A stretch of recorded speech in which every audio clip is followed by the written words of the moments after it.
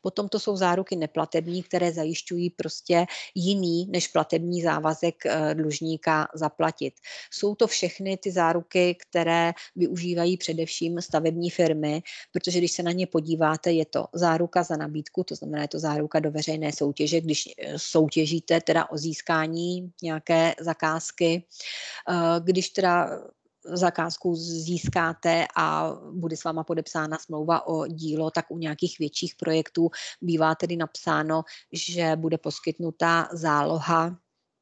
na rozjezd na straně toho zhotovitele, tak je to záruka za vrácení akontace.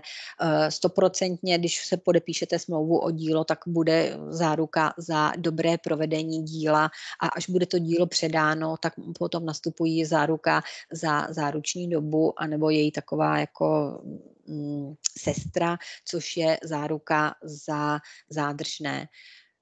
Z toho teda vidíte, že třeba taková stavební firma je pro banky velmi vděčný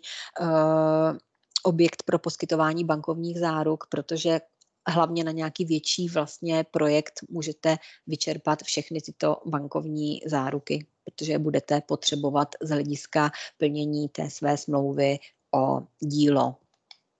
Tak, teď mám takovou část, které bych se teda věnovala trošku podrobněji těm jednotlivým druhům bankovní záruky. Jako první mám teda tu záruku za nabídku, kdy teda jdete do nějakého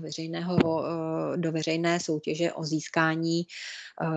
o získání smlouvy